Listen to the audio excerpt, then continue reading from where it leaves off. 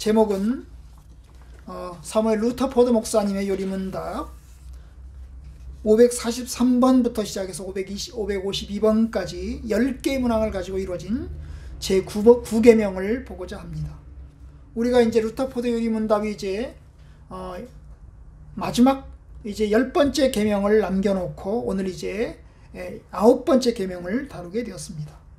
아시는 대로 9번째 계명은 내 이웃에 대하여 거짓 증거하지 말라. 이것이 이제 9번째 계명입니다. 내 이웃에 대하여 거짓 증거하지 말라. 이 거짓 증거라고 하는 것은 거짓말과는 조금 다른 것입니다. 이 거짓말이라고 하는 것은 사적인 관계에서 사실이나 진실이 아닌 것을 이야기를 하는 거죠. 그것이 이제 거짓말입니다.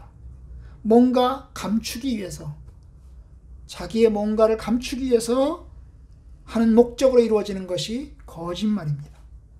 그런데 거짓 증거라고 하는 것은 법정에서 하는 것입니다. 다른 사람에 대하여 개인 간에 거짓말하는 게 아니고 다른 사람에 대하여 위증을 하는 것입니다. 거짓 증언이죠. 거짓 증언. 혹은 자기가 빠져나오기 위해서 하는 거짓된 증언, 이것이 거짓 증거입니다. 그래서 9번째 계명은 이웃에 대하여 거짓 증거하지 말라, 거짓 증거하지 말라, 거짓 증언하지 말라, 이렇게 되어 있습니다. 물론 이 루터포드 목사님과 그리고 성경은 거짓 증언, 그러니까 법정에서 이루어지는 위증에 대한 것만 말하지 않고 사적 관계에서 이루어지는 거짓말도 포함해서 이야기를 합니다.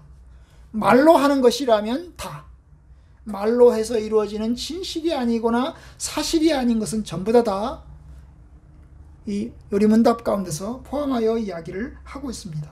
그래서 우리도 그렇게 해서 이제 거짓 증거하지 말라는 말을 거짓말하지 말라, 이렇게 우리가 대부분 다 그렇게 이해를 하죠. 그죠? 그렇게 이해를 합니다.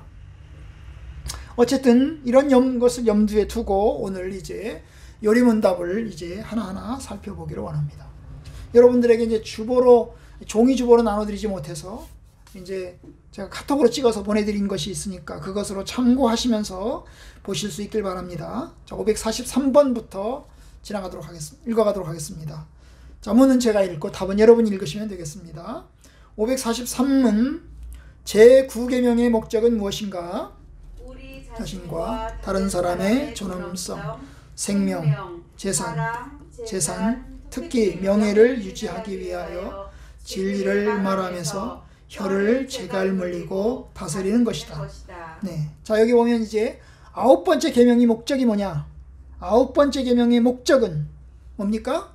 우리가 진리를 말해야 되는데 그 진리를 말하는 데 있어서 우리의 입을 다스리는 것입니다. 우리의 입을 다스리는 것이 목적입니다. 이걸 통해서 우리는 다른 사람 혹은 우리 자신과 다른 사람의 이제 존엄성과 생명과 사랑과 재산, 그리고 특별히 명예를 지키는 것입니다. 명예를 지키는 거예요. 그게 이제 아주 중요한 목적이 되겠습니다. 자, 544번 하나님이 10계명 중에 3계명과 9계명에서 혀에 대한 계명을 주신 이유는 무엇인가? 혀는 악의 세계이고 세상에 불을 지르기도 하고 지옥의 불을 지피기도 하기 때문이요, 야생마나 큰 배보다도 다스리기 힘들기 때문이요, 10계명 중에 하나님의 영광을 공격하는 악마의 검이 되기도 하기 때문이다.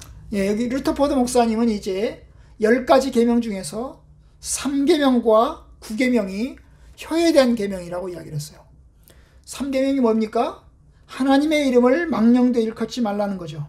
그죠? 하나님의 이름을 망령되이 일컫지 마라. 이 일컫다는 말, 망령되이 일컫다는 말, 부른다는 거예요. 부르는 거. 하나님의 이름을 함부로 부르거나 또 하나님의 이름을 함부로 이제 들먹거리는 것을 이야기하는 거예요. 그 하나님의 이름을 들먹거리면서 맹세하고 그 다음에 약속하고 이런 것들을 이야기합니다. 이 말로 하는 거죠. 말로 하는 것입니다. 9계명 아까 말했던 것처럼 말로 하는 것입니다. 역시 위증, 다른 사람에게 거짓말을 하고 법정에서 위증을 하는 것이니까 결국 이제 둘 다 말로 하는 것입니다. 하나는 하나님에 대한 것이고 3계명은 하나님에 대해서 말로 하는 것이고 그 다음에 9계명은 사람들에 대해서 말로 하는 것입니다. 그죠? 그러니까 대상은 다르지만 어쨌든 말로 한다는 면에서는 공통점이 있습니다. 바로 이것을 혀에 대한 계명으로 하나님께서 두셨는데요. 그 두신 이유가 뭐냐? 그것에 대해서 루터포드 목사님은 이제 혀가 얼마나 심각하고 또 얼마나 위험한 것인지를 이야기를 합니다. 혀는 악의 세계이고 악의 세상이란 말이에요. 혀를 통해서 악한 세상이 다 만들어진다는 것입니다. 혀를 통해서. 이게 이제 야고보서 3장 1절 이하의 말씀이에요. 혀는 악한 세상을 만들어낸다는 거예요. 그리고 세상에 불을 지르기도 하고 심지어 지옥의 불을 지피기도 한다는 겁니다. 불을 질러요. 세상에 불을 질러서 그것으로 뭡니까? 사람을 죽이기도 하고, 그죠? 사람을 죽이기도 하고, 또 온 세상을 파탄내기도 하고, 이것이 말로 이루어지는 것입니다. 그뿐이 아닙니다. 보면 야생마나 큰 배보다도 다스리기 힘들기 때문이요. 여러분, 야생마를 다루기 힘들죠. 그런데 혀라고 하는 것은 야생마보다 더 다루기 힘들다는 것입니다. 혀라고 하는 것은 그만큼 다루기 힘들어요. 우리는 말로 하면 쉽게 생각하니까 뭐 쉽게 다스릴 수 있을 거라고 생각하지만 여러분, 우리의 말이라고 하는 것은 참으로 다스리기 힘든 것이 말입니다. 10계명 중에서 하나님의 영광을 공격하는 악마의 검이 되기도 한다는 거예요.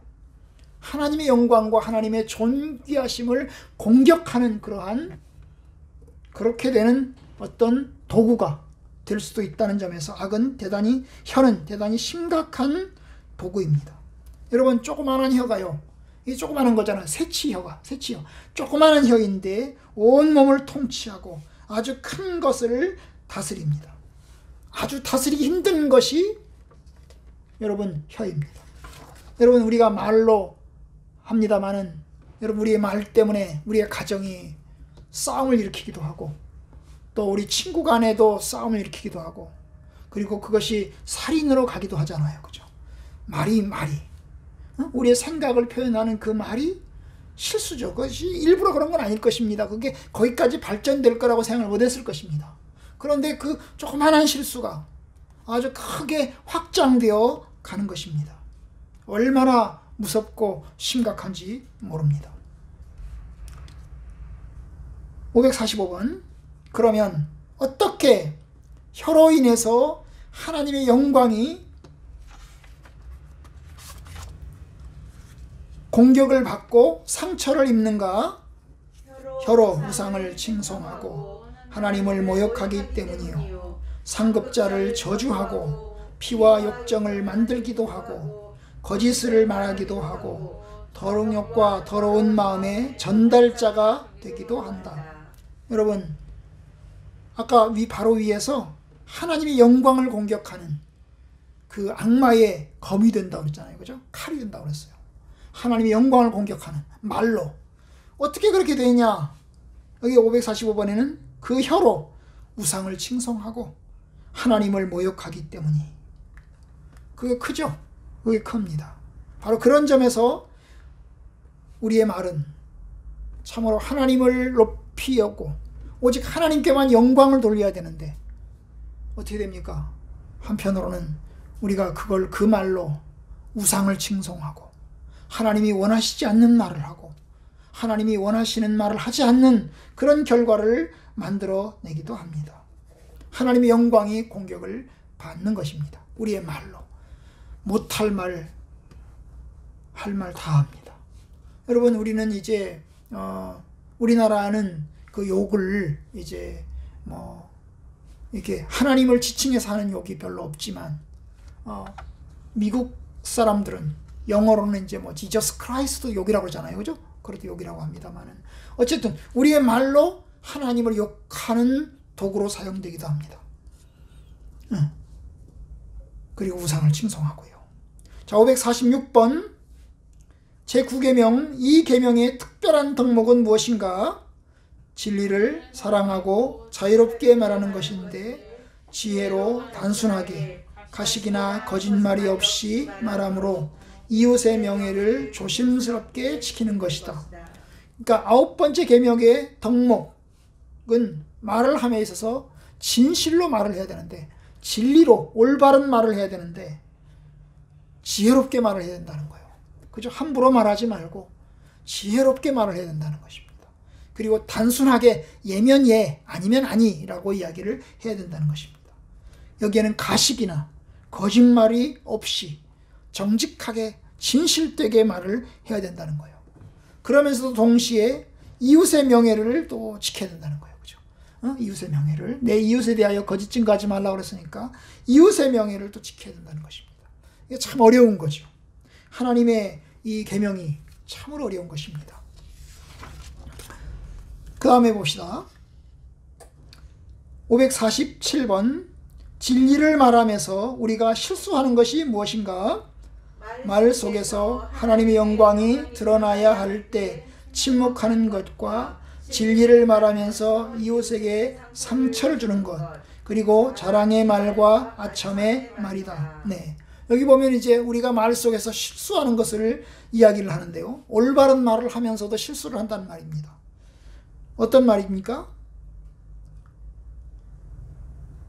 하나님의 영광이 드러나야 되는데 하나님의 영광을 드러내지 않고 어떻게 합니까? 침묵을 하는 거예요. 입을 닫아버리는 것입니다. 왜냐? 하나님께 영광 돌리는 말을 하기보다는 자기를 자랑하고 싶은 거예요. 자기를 자랑하고 싶은 거예요. 그래서 심지어 자기를 자랑해요. 자기를 자랑합니다. 이게 이제 하나님 보시기에는 합당하지 않습니다. 하나님의 영광을 말해야 될 때 하나님의 영광을 말하지 않고 자기를 자랑하는 것입니다. 여러분, 다른 사람들이 우리를 칭찬하면, 잘했다고 칭찬하면 기쁘죠, 그죠? 기뻐요. 내가 잘해서 기쁜 거죠. 그러나 동시에 사실은 그것은 하나님의 은혜잖아요. 그죠? 하나님의 은혜인데 하나님의 은혜로 생각하기보다 내가 잘해서 잘한 것으로 생각될 때가 많아요. 이게 교만함인 것입니다. 하나님 보시기에는 합당하지 않은 것입니다. 하나님의 영광이 드러나야 될 때 침묵하는 거예요. 그리고 그 대신에 자랑의 말을 하는 것입니다. 동시에 진리를 말하면서 이웃에게 상처를 주는 거예요. 올바른 말을 하는데 그 올바른 말이 다른 사람에게는 가시가 되고 상처가 될 수 있어요. 이렇게 보니까 안 걸리는 사람이 없어요. 저도 걸려요. 저도 이제 제 아내랑 또 다른 사람들이랑 이야기를 하면서 올바른 말을 하긴 하는데 그게 이제 상처를 주기도 하더라고요. 보니까 상처를 주기도 해요. 여러분들도 그러지 않겠습니까? 그럴 거라고 생각합니다. 말은 올바른데 그 듣는 사람에게는 상처가 됩니다. 참으로 지혜롭게 말을 해야 되는데 지혜롭지 못한 것입니다. 그리고 또한 아까 자랑의 말을 했으니까 아첨의 말이야. 아첨의 말이 뭐예요? 사바사바 하는 거죠, 그죠? 그 사람 좋게 하느라고 이렇게 이야기하는 것입니다. 이야기하는 거예요. 이런 것들이 우리가 실수하는 것들입니다. 여기에서 걸리지 않은 사람이 있을까요? 다 걸립니다. 다 걸려요. 아마 예외 없이 다 걸릴 것입니다. 욥에게 찾아온 사람들, 욥이 고난당할 때 욥에게 찾아온 친구들이 있었습니다. 그 친구들이 찾아와서 욥에게 이야기를 합니다. 욥을 위로하기 위해서 찾아왔습니다.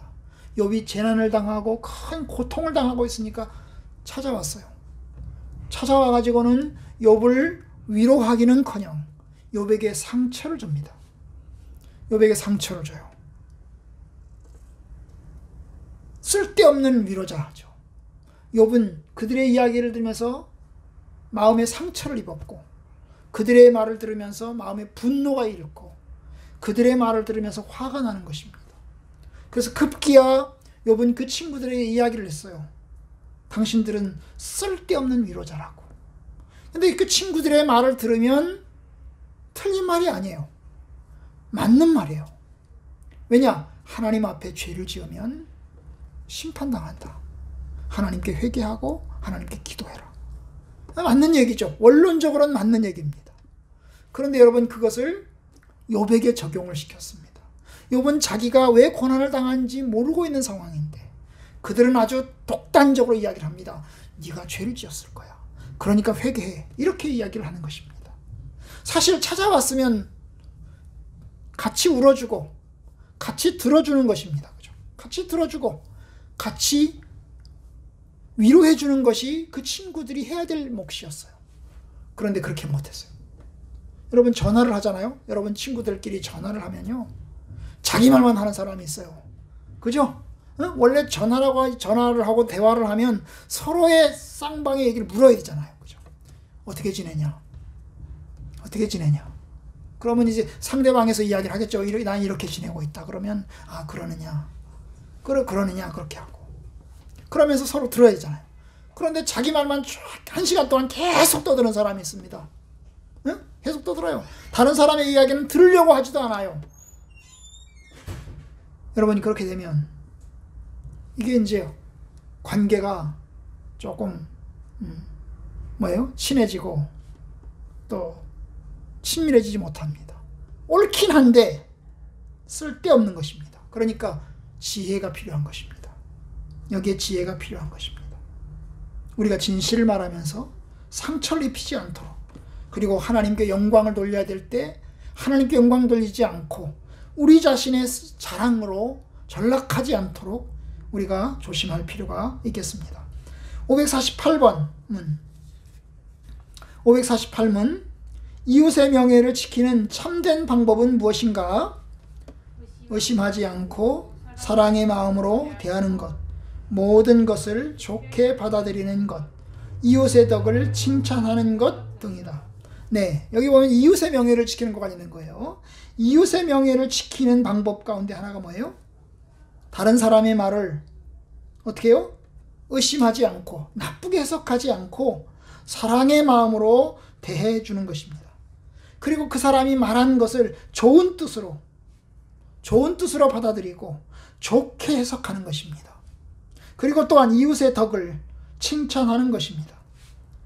상대방이 말할 때 그것을 꽈서 듣지 않는 것입니다. 여러분 이 나쁘게 해석할 때, 다른 사람의 말을 나쁘게 해석할 때는 왜 그러지요? 신뢰가 깨졌을 때는 그렇게 합니다. 여러분 신뢰가 깨어지면 상대방의 말이 그대로 들리지 않습니다. 모든 것을 불신하게 되어 있고 모든 것을 의심하게 되어 있습니다. 좋은 말도 삐뚤어서 듣게 됩니다. 왜곡해서 듣게 되는 것입니다. 그러니까 왜곡하지 말고 여러분 있는 그대로 좋게 들으려고 하면 사랑의 마음을 가져야 됩니다. 사랑의 마음을 가져야 됩니다. 사람들과의 대화에서 사랑의 마음을 가져야 됩니다. 참으로 이 점에서 우리는 걸리는 거예요. 사랑의 마음으로 상대방을 대하고 받아들이는데 부족한 것입니다. 물론 가까운 사람 혹은 친한 사람하고는 사랑의 마음으로 대하니까 다 받아주죠. 그죠? 그런데 관계가 깨어진 사람은 사랑의 마음으로 대하지 못합니다. 좋은 말을 해도 좋은 말로 안 들리는 거예요. 좋은 말로 안 들려요. 그래서 왜곡해서 받아들이고 와서 받아들이고 그렇게 해서 좋지 못하게 되는 것입니다. 바로 그런 면에서 이웃의 명예를 지키는 방법은 사랑의 마음으로 대하는 것이다. 사랑의 마음으로 대하는 것이다. 그리고 또한 그 사람이 하는 말을 액면 그대로 받아들이는 것이다. 그죠? 그것을 막 삐뚤어 가지고 왜 이 말을 했을까? 왜 저렇게 말을 할까? 이렇게 해서 막 생각하지 마시고 그냥 있는 그대로 받아들이는 것입니다. 참으로 머리가 너무 좋으신 분들은 그 한마디의 말을 들으면서 몇 가지를 생각을 해내는 분들도 있습니다. 여러분 그렇게 되면 잘못하면 오해의 소지를 만들어낼 수 있는 것입니다. 그러니까 그냥 있는 그대로 받아들이고 그 다음에 이웃의 덕을 칭찬해야 합니다. 여러분 요셉과 형들의 이야기가 나오잖아요. 요셉이 꿈을 꾸었습니다. 꿈을 꾸고 난 다음에 자기 꿈을 이야기를 합니다. 이야기를 해요. 이야기를 합니다. 뭐라고? 형, 해와 달과 그 다음에 별 11개의 별들이 다 나에게 절을 하더라고. 그런 이야기를 했어요. 그죠? 형들의 별 집단이 나한테 절을 하더라고. 이렇게 이야기를 한 거예요. 여러분, 그 이야기를 듣고 형들이 요셉을 미워했어요. 급기야는 어떻게 합니까? 요셉을 팔아먹는 지경까지 왔잖아요. 그죠? 왜 그렇게 됐어요? 그 동생이 하는 말을 있는 그대로 받아들이지 못한 거예요. 그 동생에 대한 질투심과 아버지가 그 동생을 사랑하는, 너무 동생만을 아끼는 것에 대한 질투심 때문이에요. 사실 이해해 줄 수 있어요. 왜 그렇습니까? 여러분, 요셉은 어머니가 없어요. 요셉의 엄마 라헬이 일찍 죽었단 말이에요. 그러니까 아버지는, 이 야곱은 12명의 아들들 가운데서 요셉을 특별히 사랑했습니다. 왜요? 엄마가 없는 자식이니까. 물론 자기가 가장 사랑했던 여자의 자녀이기도 하지만 엄마가 없잖아요. 그래서 그 자녀를 아낍니다. 그죠? 그 자녀를 아껴요. 그런데 형들은 그게 못마땅한 것입니다. 그게 못마땅. 왜냐하면 아마도 라헬이 살아있을 때부터, 그 전부터 인간관계상에서 서로에 대한 불신과 서로에 대한 질투심이 작용했을 것으로 생각이 됩니다. 특별히 레아의 자녀들과 이 라헬의 자녀들과의 질투심이 아주 크게 작용했을 것입니다. 결국 그것 때문에 라헬이 죽고 난 다음에 가나안 땅에 돌아왔을 때, 그 요셉이 꿈 이야기를 할 때 그 동생의 말을 액면 그대로 받아들이지 못하고 축하해 주지 못하고, 그래도 축하해 줄 수 있는 거잖아요. 아, 그러냐고. 네가 잘 됐으면 좋겠다. 이렇게 해줄 수 있을 텐데 전혀 그걸 못 받아들이는 것입니다.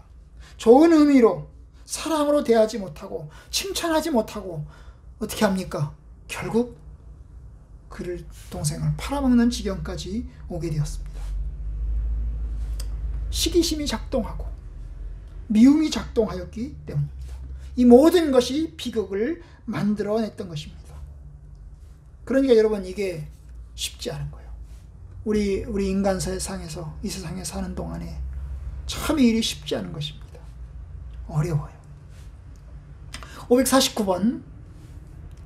이웃을 악하게 의심하고 정죄하는 것은 불법인가? 그렇다. 선한 방법을 나타내야 하고 사랑을 깨트려서는 안 된다. 이웃을 악하게 의심하고 그 다음에 정죄하고, 이게 불법이냐? 성경은 불법이라고 이야기를 합니다. 불법이라고 이야기를 합니다. 관계가 깨어지면 아까 말했지만 모든 것을 불신하게 되어 있고 정지하게 되어 있습니다. 사랑이 깨어지는 것입니다. 참 쉽지 않아요. 결국 이 점에서 우리가 하나님 앞에서 죄인인 것을 고백합니다. 여러분, 9계명에서 걸리지 않는 사람이 있을까요? 나는 9계명에서 자유롭다. 나는 9계명을 완벽하게 지킨다 라고 말할 수 있을까요? 없습니다.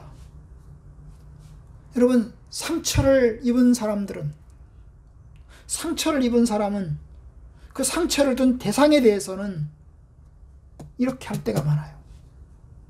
부부간에도 상처를 입으면 이렇게 됩니다. 그죠? 의심하고 정죄합니다. 드라마를 가끔 보다 보면 요새 토요일날 주일날 저녁에 하는 드라마를 이제 저희 가족들이 이제 저녁 예배 끝나고 나서 주일날 이제 들어가서 보는데요. 보면 이제 갑자기 연예인 이름이 생각이 안 나는데, 그 부부가 서로 이혼했어요. 그죠? 이혼했어요. 그래서 서로 좋아해요. 서로 염려해요. 그런데 서로 쌍방에 대해서 서로 안 좋게 이야기를 해요.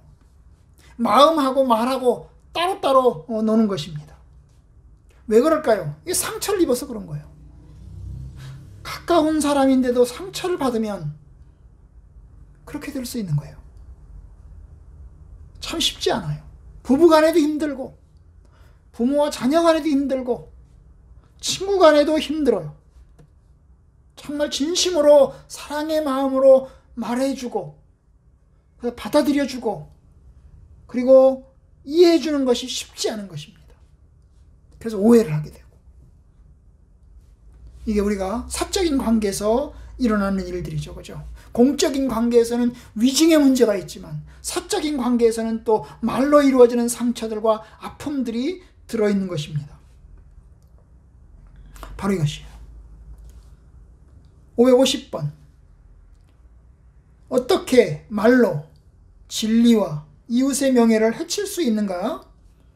중상과 모략의 말, 의도적으로 악한 소문을 퍼뜨림, 아첨과 자랑과 위선의 말, 비밀 누설, 허탄한 말 등이다. 네. 말로 이루어져서 말로 다른 사람의 명예를 해치는 것, 그리고 또 말로 올바른 것, 진리를, 진실을 왜곡하는 것들, 이런 것들이 이제 말로 이루어지는 것입니다.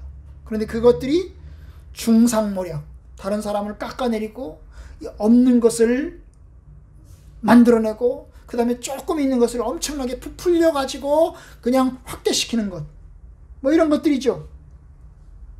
그리고 소문을 퍼뜨리고 거짓말을 하고 그 다음에 비밀을, 나만이 알고 있는 비밀을 또 누설해 가지고 그것 때문에 상처를 주게 만들고, 이런 모든 것들이 우리에게 인간관계를 깨뜨리고 또 아픔을 가져다 줍니다. 그리고 결국은 이웃의 명예를 훼손하게 되고 결국은 관계도 깨어지고 서로 원수지간으로 지내는 경우들도 많이 있습니다. 참 쉽지 않은 것입니다. 우리의 말 가운데서 정말 말을 통해서 조심하고 또 올바르게 하는 것은 굉장히 어려운 것이고 어쩌면 불가능한 것입니다. 하나님께서 우리 마음 가운데 우리의 마음을 새롭게 하지 않으시면 할 수 없는 것이 올바른 말이라고 생각이 됩니다. 551번. 어떤 유형의 거짓말들이 있는가? 공적으로는 거짓된 판결, 거짓 증언, 거짓말하는 공직자와 법률가들, 법정이나 시장에서 속이는 행위들과 사적으로 농담이나 진지함이든 거짓말이다. 네. 자, 어떤 종류의 거짓말이 있느냐? 크게 두 종류가 있죠. 공적인 것과 사적인 것이 있습니다. 공적인 것은 이 사회에서 이루어지는 것입니다. 거짓된 판결, 그리고 위증, 거짓 증언, 그 다음에 공직자들과 법률가들이 거짓말하는 것, 아주 교묘하게 거짓말하는 것, 그리고 법정에서는 혹은 시장, 마켓에서 속이는 행위들, 이런 것들이 있습니다. 그리고 사적으로는 농담을 하면서 거짓말하는 것, 혹은 진지함 속에서 거짓말하고, 이런 것들이 이제 거짓말들이겠죠. 여기에 해당되는 게 엄청나게 많습니다. 여러분, 우리 사회는 거짓말 사회라고 해도 과언이 아닙니다. 법관들은 판결로 거짓말을 합니다. 여러분들이 뉴스를 가끔 보시다 보면 참 교묘하게 비틀어가지고 여러분 거짓된 판결을 하는 경우가 얼마나 많습니까? 있는 사람 편들어주기 위해서, 권력 있는 사람 편들어주기 위해서 교묘하게 아주 그 판결을 이상하게 판결을 하는 경우가 얼마나 많습니까? 판결로 거짓말을 하는 것입니다. 우리나라에서도 또 위증은 얼마나 많습니까? 여러분, 우리나라는 위증이 굉장히 심각한 나라입니다. 그렇게 위증죄로 처벌을 해도 법정에서 위증이 얼마나 많아요. 거짓말을 밥 먹듯이 합니다.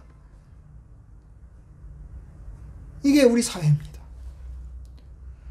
우리가 싫어하는 일본, 여러분, 일본에 비해서 우리나라는 5배, 6배 거짓말을 하는 사회입니다. 위증죄 처벌이 얼마나 많은지 몰라요. 그만큼 거짓말을 밥 먹듯이 하는 것입니다. 사적인 거짓말만 하는 게 아니라 공적인 법정에서의 위증까지 하는 것입니다. 공직자들도 법률가들도 거짓말을 많이 합니다.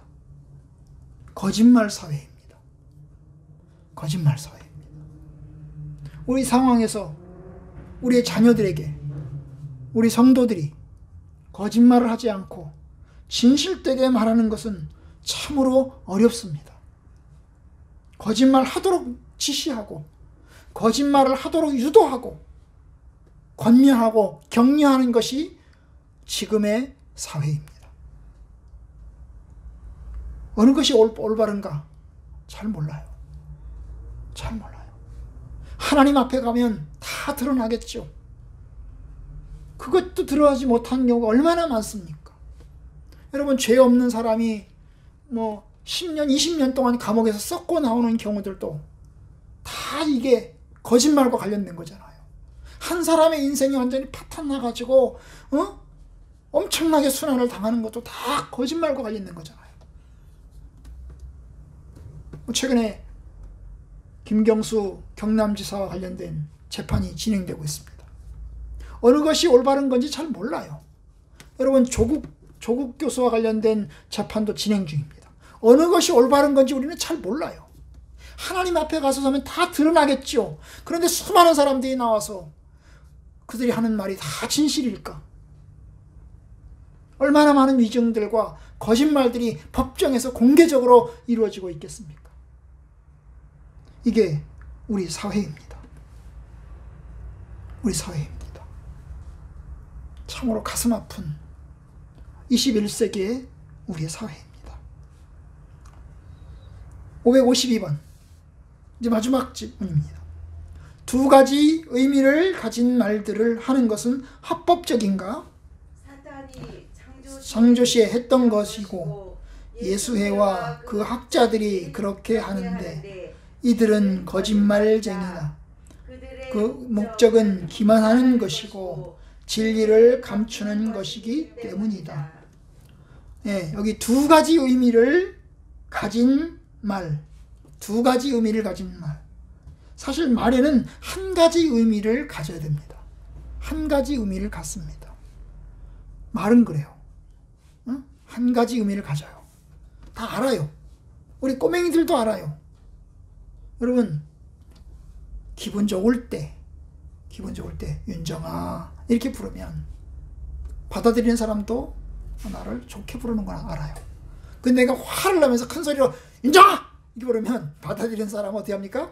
아, 저 사람이 화를 내고 있구나 알아요. 의미가 있는 것입니다. 말은 같은 말이지만 의미가 다른 거예요. 같은 말이지만 의미는 달라요. 그런데 여러분, 말은 같은데 의미도 두 가지 의미가 같이 동시에 들어있는 경우들도 있습니다. 여러분, 사탄이 하와에게 찾아와서 유혹을 했어요. 뭐라고 유혹했어요? 하와야, 하와야, 하나님이 참으로 선악과를 먹지 말라고 했느냐? 하나님이 참으로 선악과를 먹지 말라고 했느냐? 그럴 때 하와가 말했죠. 하나님이 먹지 말라고 하셨어. 만지지도 말라고 하셨어. 보지도 말라고 하셨어. 그런데 뱀이 뭐라고 이야기합니까? 아니야, 아니야. 먹어도 괜찮아. 하나님이 왜 먹지 말라고 하는 줄 아냐? 먹으면 하나님처럼 될까봐 먹지 말라고 하는 거야. 하나님이 사기치고 하나님이 거짓말한 거야. 먹어도 괜찮아. 네가 먹으면 똑똑해질 것이고 지혜로워질 것이고 하나님처럼 될 것이야. 결국 여러분, 하와는 사탄의 말을 듣고 하나님처럼 될 거라고 생각해서 결국 먹었습니다. 여러분, 사탄이 찾아와서 하와에게 한 말은 하와를 위해서 한 말입니까? 하와야, 하와야, 네가 이것을 먹으면 하나님처럼 될 거야. 지혜로워질 거야. 하나님이 거짓말 친 거야. 그래서 먹어도 괜찮아. 하와를 위해서 이야기한 것입니까? 진심으로 하와를 위해서 조언한 것입니까? 진심으로 그 사람을 위해서, 정말로 진심으로 그 사람을 위해서 한 말입니까? 그러지 않죠? 우리가 아는 대로 여러분, 실상은 무너뜨리기 위해서, 타락시키기 위해서, 죄 가운데로 넘어지게 하기 위해서 유혹한 것입니다. 유혹한 것입니다. 그 사람을 위해서 한 말이 아닙니다. 네가 먹으면 하나님처럼 될 거야. 그렇게 이야기했지만 그것은 진심으로 정말 하와가 하나님처럼 되기를 원하는 마음으로 한 말이 아닙니다. 무너뜨리려고 하는 것입니다. 사탄의 목적은 기만이었고, 그리고 또한 올바른 진리를 감추고 그를 넘어뜨리게 하기 위해서 거짓말을 한 것입니다. 여러분, 맞아요. 이것이 두 가지 의미를 가진 말이에요. 말은 말인데 그 사람을 위해서, 진심으로 그 사람을 위해서 한 말이 아니고 자기를 위해서, 그 사람을 넘어뜨리게 하기 위해서 하는 말들인 것입니다. 두 가지 의미를 가진 말이라는 게 그런 뜻인 거예요. 사무엘 루터포드는 이 두 가지 의미를 가진 말을 하면서 예수회를 지칭을 했습니다. 여러분, 예수회는 천주교의 한 분파입니다. 천주교의 한 분파예요. 중세시대에 로마 천주교회가 전 세계를, 서구라파를 통치했지 않습니까? 로마 캐톨릭 교회는, 천주교회는 성도들이 성경을 읽지 못하도록 했어요. 성경을 알면 하나님의 올바른 진리 가운데서 그들이 살아갈까봐 그들이 성경을 알지 못하도록 했습니다. 우매하게 만들었어요. 그런 가운데서 만드는 것이 면죄부입니다. 그 면죄부의 목적은 뭡니까? 사실은 돈을 뜯어내는 거예요. 면죄부를 이용해서 그 사람들의 죄를 용서하게 해주는 게 목적이 아니고 사실은 그들의 돈을 뜯어내는 게 목적이었어요. 그렇게 해서 면죄부를 팔았습니다. 성도들이 모르니까 그 면죄부를 돈 주고 산 거죠. 죄를 용서받기 위해서 산 것입니다. 그러다가 종교개혁이 일어났습니다. 루터가 종교개혁을 일으키면서 성도들에게 성경 읽는 것을 권고하고, 성도들이 성경을 읽도록 권고하고, 그렇게 해서 교황청의 거짓말과 악을 알게 되었습니다. 결국 이제 천주교의 입지가 줄어들고 교황의 입지가 매우 심각하게 줄어들게 되었어요. 이게 종교개혁이죠. 그런데 바로 그때 개신교회가 생겨났고, 그리고 종교개혁에 반대하는, 이 개신교회가 생겨났는데 이 개신교회의 종교개혁에 반대하는 천주교회에서 또 하나의 운동이 일어납니다. 이것이 카운터 리포메이션, 종교개혁에 반대하는 종교개혁이에요. 천주교회 내에서 일어난 종교개혁이에요. 개신교회에 반대하는 종교개혁이에요. 그러면 이 종교개혁은 누구를 위한 겁니까? 천주교회를 위한 거죠. 캐톨릭을 위한 것입니다. 교황청을 위한 것입니다. 이 교황청을 위한 종교개혁의 앞장선 단체가 바로 예수회입니다. 이그나티우스 롤라라고 하는 사람이 1534년 이 예수원을 만들었어요. 예수회를 만들었어요. 이 교황청은 이 단체에 예수회라고 이름을 지어줬어요. 이들은 교황에 대한 열심으로 감당했죠. 교황과 바티칸을 지키기 위해서는 무슨 짓이든 했습니다. 여러분, 그들은 겉으로는 평화를 말하면서 매우 잔인하였고 엄청나게 많은 사람을 학살하였습니다. 그들은 정치, 사회에 침투하였고 목적을 위해서는 수단과 방법을 가리지 않고 음모를 꾸몄고 암살을 자행했습니다. 종교재판을 주도하면서 많은 개신교인들을 학살하였습니다. 심지어 이 예수회는 1900년까지도 작동을 해가지고 아시는 대로 파시스트를 만들어냈고 나치당을 지원했습니다. 히틀러도 역시 캐톨릭 신자로서 예수와의 관련이 되어 있습니다. 이 루터포드 당시에 1700년도 당시에 예수회가 아마 영국에서도 크게 작용하지 않았나 싶어요. 그래서 아마 이 예수회라는 이야기를 하고 있는 것 같아요. 예수회와 그 학자들이 그렇게 하는데, 그러니까 이들은 수단과 방법을 가리지 않는 것입니다. 목적을 위해서는 거짓말도 하는 거예요. 꼭 누구랑 같은 거예요? 오늘날 신천지와 같은 것입니다. 신천지와 비슷해요. 신천지는 모략이라는 이름으로 거짓말을 정당화하자는 거죠. 올바른 것을 위해서라면, 목적이 선하다면 거짓말도 괜찮다는 거예요. 거짓말도 괜찮다는 거예요. 목적이 선하다면 거짓말도 괜찮다는 거예요. 목적이 선하면 거짓말도 괜찮을까요? 어떻게 생각하십니까? 그걸 모략이라는 이름으로 신천지를 하잖아요. 그런데 바로 예수회가 그와 같은 작용을 했어요. 근데 루터포드 목사님은 바로 이것을 거짓말장이다 그랬어요. 거짓말장이다. 왜냐? 그들의 목적이 속이는 것이기 때문에, 진리를 감추는 것이기 때문에 그렇게 말했던 것입니다. 이제 말씀을 맺고자 합니다. 이 아홉 번째 계명은 우리에게 하나님 앞에서 참된 것을 말하라, 우리에게 그렇게 권고하는 것입니다. 사적인 관계에서든 공적인 법정이나 봉적인 자리에서든지 간에 참된 것을 말하라는 것입니다. 올바른 것을 말하는 것입니다. 여러분, 오늘 본문에 보면 우리가 이제 신명기서 19장을 보았죠. 이 19장을 보시면 위증해 줘야 하는 이야기를 합니다. 어떤 사람이 위증을 했습니다. 다른 사람을 모함하기 위해서, 함정에 빠뜨리기 위해서 위증을 했습니다. 그럼 어떻게 합니까? 그 위증을 그대로 재판장이 받아들여야 되나요? 아니죠. 그 사람이 위증을 했는지 안 했는지, 실제로 그것이 사실인지 아닌지를 자세히 조사해서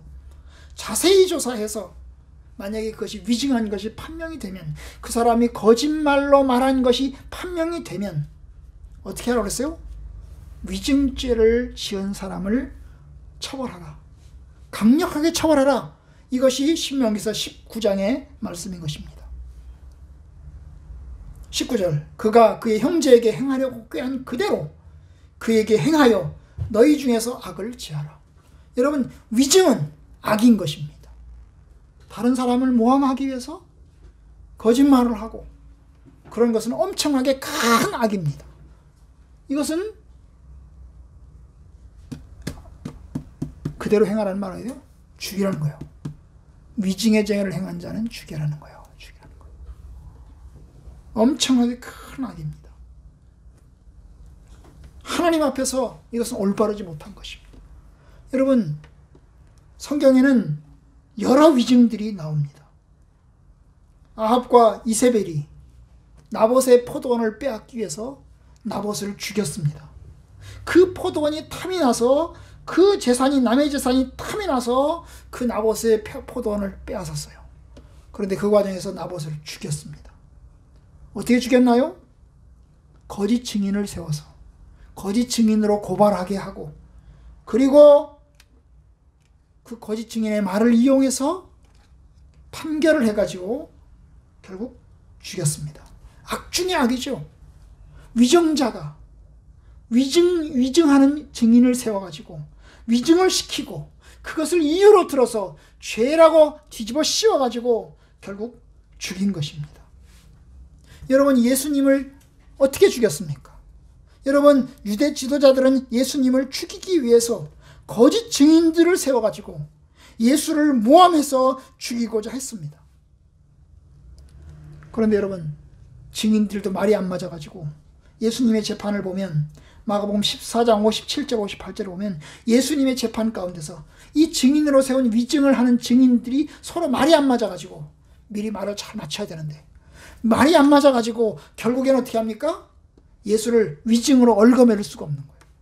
그러다가 네가 하나님의 아들이냐? 그럴 때 예수께서 내가 그렇다라고 하는 그 말을 듣고 신성모독죄로 결국에는 예수를 죽였습니다. 여러분, 세상의 재판이 얼마나 부조리한지를 볼 수가 있는 것입니다. 위증. 그러면 마지막 하나 생각하고 마치도록 합시다. 여러분, 성도들이 예수님의 부활을 증언하는 것에 관한 것을 봅시다. 우리 성도들은 예수님의 부활을 믿습니다. 예수님의 부활을 믿고 사람들에게 예수님의 부활을 이야기를 합니다. 그러면 성도들은 거짓말하는 건가요? 거짓 증언을 하는 것인가요? 없는 사실을, 거짓된 내용을 말하는 것인가요? 여러분, 그렇지 않습니다. 예수님의 부활은 참된 것입니다. 예수님께서 실제로 역사적으로 부활하셨습니다. 그렇기 때문에 성도들은 그것을 말하는 것입니다. 어떤 사람들은 말합니다. 예수님이 실제로 부활했는지 안 부활했는지 별로 중요하지 않다. 우리의 믿음이 중요하다. 예수가 부활하지 않았을 수도 있다. 그런데 우리는 예수의 부활을 믿자. 착오죠. 착오입니다. 착오. 부활하지 않았음에도 불구하고 부활했다고 믿는 것은 착오입니다. 그런데 여러분, 우리가 예수의 부활을 마음에 믿고 부활했는지 안 부활했는지 별로 중요하지 않아요. 우리가 부활을 믿고 그리고 살아있다고 믿는, 우리 마음속에 살아있다고 믿는 그것은 올바른 증거가 아닙니다. 우리는 부활을 믿습니다. 그런데 그 부활은 역사적인 사실입니다. 예수의 부활이 없는데도 불구하고 있다고 말하는 게 아닙니다. 만약에 그렇다면 우리는 거짓말장입니다. 그런데 우리는 예수의 부활을 본 적이 없습니다. 저와 여러분들은 부활을 본 적이 없어요. 그럼 우리는 뭘 근거로 해서 예수의 부활이 있다고 이야기를 하는 것입니까? 그것은 목격자, 사도들 때문입니다. 여러분, 사도들이 목격자이고 우리는 그 목격자들의 증언을 그대로 받아들여서 믿는 거예요. 여러분, 목격자가 참 중요한 거예요. 목격자의 증언 받아들이는 것입니다. 그런데 그 목격자가 목격하지 않았음에도 불구하고 목격한 것처럼 이야기를 하면 이건 거짓말이죠. 최근에 여러분 아는 것처럼 일본에서 돈을 받은 그 램지어라는 사람이, 미츠비치 교수라고 그러잖아요. 그죠? 하버드 대학의 교수라는 사람이 있지도 않은 일을 가지고 논문을 써가지고 그걸로 지금 시끄럽지 않습니까? 여러분, 이게 올바른 조사와 올바른 근거 위에서 진실된 그 토대 위에서 이루어지지 않은 것입니다. 여러분, 사도들은 목격자였어요. 그 목격한 것을 토대로 해서 우리는 그 목격자들의 증언을 받아들이고, 그래서 사복음서 마태, 마가, 누가, 요한복음을 받아들이고 그걸 사도 바울의 증언을 받아들이고, 그렇게 해서 우리는 부활을 믿습니다. 역사적인 부활을 우리는 믿습니다. 그렇기 때문에 우리의 증언은 참되고 우리는 올바른 것을 알고 믿습니다. 그런데 여러분, 램지어라는 사람은 목격자가 아닌 것입니다. 그죠? 올바른 목격자가 아니에요. 본인이 목격자가 아니에요. 올바른 자료를 조사한 사람도 아니에요. 거짓을 이용해서 글을 쓰고 논문을 발표하고, 이건 사람을 선동하는 것이고 학자로서도 바람직하지 않은 것입니다. 학자는 정직해야 되거든요. 그죠? 정직해야 되는 것입니다. 여러분, 하나님의 말씀 안에서 우리가 참된 것을 말해야 합니다. 참된 것을 말하라. 거짓을 버리고 참된 것을 말하라. 이것이 하나님 앞에서 우리가 서야 할 모습입니다. 부족하지만 우리는 참 부족합니다. 하나님 앞에서 우리의 모습이 이 땅에서 하나님의 선한 뜻으로 작용할 수 있기를 진심으로 원하고 또 축원합니다. 여러분들도 여러분이 믿음 가운데서 살아가시는 것을 당당하고 떳떳하게 살아가시기를 주님의 이름으로 축원합니다. 하나님은 저와 여러분들을 기억하십니다. 비록 이 땅에서는 힘들고 어렵지만 하나님께서는 저와 여러분들을 다 기억하시고 주께서 갚으실 것입니다. 믿음으로 승리하시기를 주님의 이름으로 축원합니다.